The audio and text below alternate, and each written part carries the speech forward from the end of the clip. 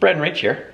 We are kind of from the future. Welcome back to our channel. So traditionally we are about 4 or 5 days ahead with footage. However, that's how we've been out and about. Today's vlog is basically in real time. So we recorded this last night for you watching it today. And then we will resume our previously recorded vlog footage tomorrow. We just want to stay relevant. We want to hear your opinions. We want you guys to know what we're going through because we're getting a lot of comments about what we're doing. Yeah, I think the more conversation we have, the better. And I think we can all learn from each other in a time that's sort of unprecedented. And if you want to hear the opinion of a couple of eye doctors that have different opinions, keep watching. Just keep in mind, we live at the Lake of the Ozarks, Missouri. Missouri's had 6 confirmed cases right now. As of this morning, that's like 12 hours old. And we're following the CDC guidance currently. On with the vlog.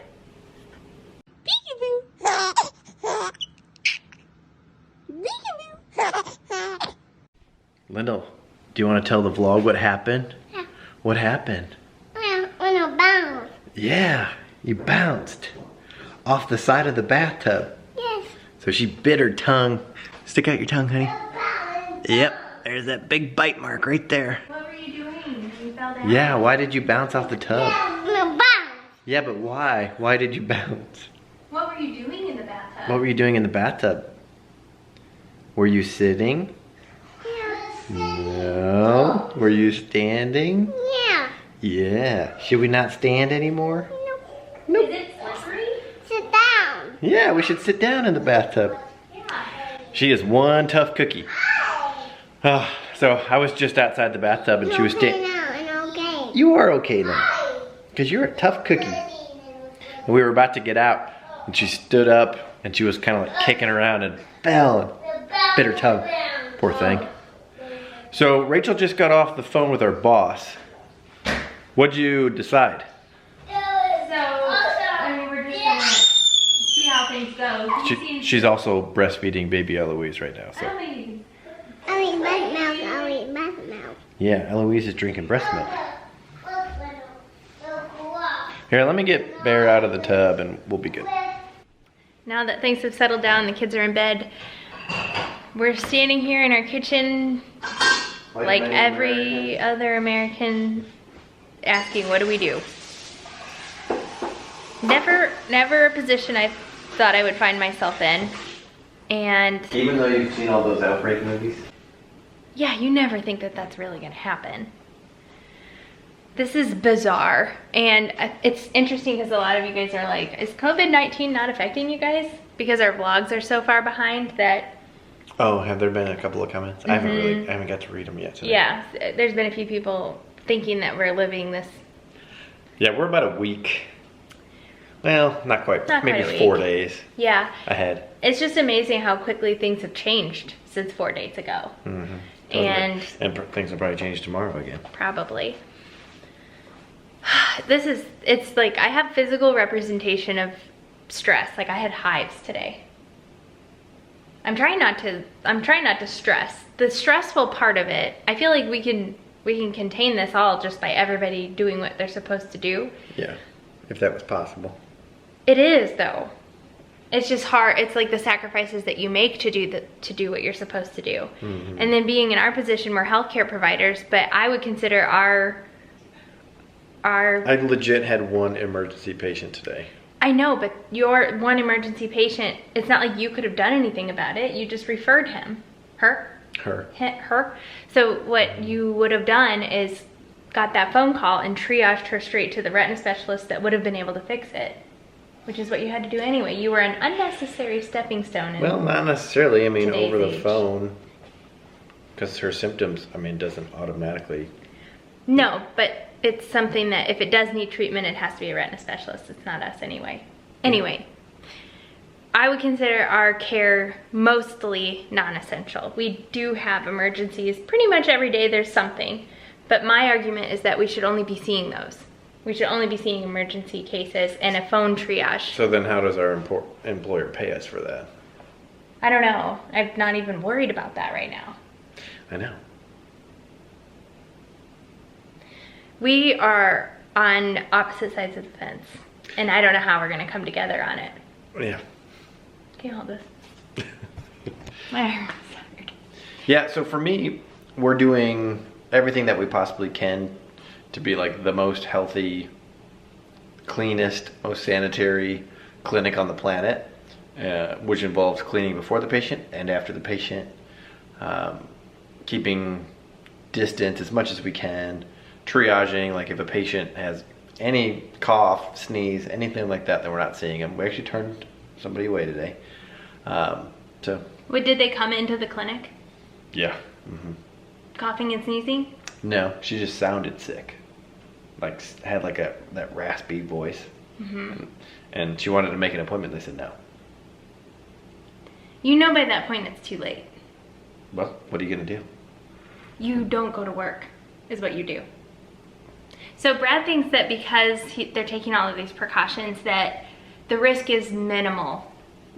Well, especially in central Missouri. There's only been 6 confirmed cases in Missouri. And I feel like if we've learned anything from the rest of the world, we know what direction we're headed. Mm-hmm. It's just not here yet. It probably is. Well, it probably is. Time will tell, that's for sure. It probably is here. So I feel like by having our clinic open, me personally, if something were to happen on my clinic day, and they would trace it back to that, like if I had a patient that came in, spread COVID, and then someone else came in later, and say it was an elderly patient that had an emergency type symptom, had to be there and contracted the disease and then died from it, that would be on me for being there. Well, that would be on me. I think it would be on the practice owner for being open. Anyway, it's really tough. It trickles down to everything. Like we have employees, obviously, that help us manage our practice, and not our practice, the practice we work at.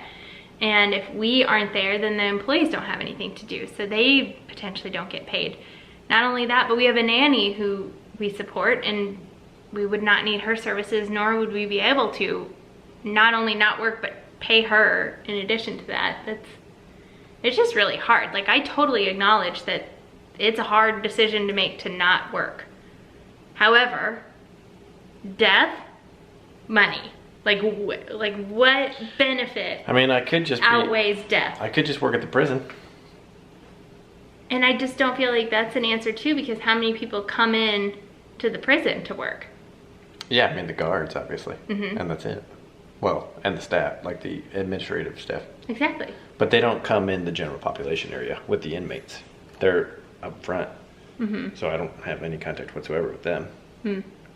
So literally just a guard. I would feel a lot better, I think, about that. Yeah. It's tough. We talked to our boss on the phone tonight, just kind of hashing things out, because we have several doctors in our practice and all of varying degrees of ownership, and I think so far everyone's on the my side. right, not necessarily, yeah, I guess on your side, where we'll just be extra super cautious, reschedule anybody who sounds iffy, give the patient the option to come in to a routine eye exam that I can't believe it's still even in question. It seems completely socially irresponsible to even have the option. And I have a husband that is potentially going to bring it home. That's what's really hard, is we totally disagree on this, and it's almost like we can't disagree. It either we both are exposed to it or we're both not. You're making a decision on behalf of the entire family. That's true. Luckily, children don't seem to be affected. No, but they do pass it on to grandparents. Yeah. So we probably shouldn't see your parents. If we all effectively were social distancing, then we could all at least hang out with each other. That's true. That's a good point. Something to think about. We're like you, America. What do we do? This is tough. Of course, in some places, it's mandatory that they can't go. Right, Like, and I think that's what I said to our I think boss. San Francisco's going to lock down. I think New York is closing all their stuff. Mm-hmm. So Non-essential things. right, Well, Ohio.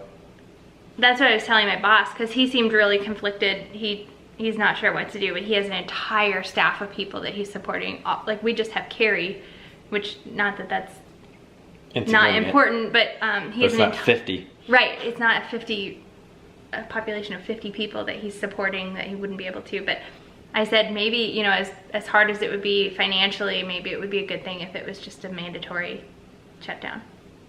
Yeah, that would at least you would make the decision a heck of a lot easier. No kidding.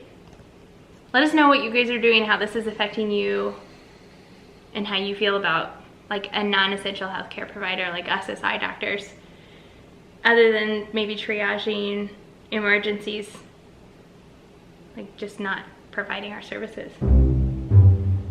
All right, we'll see you later.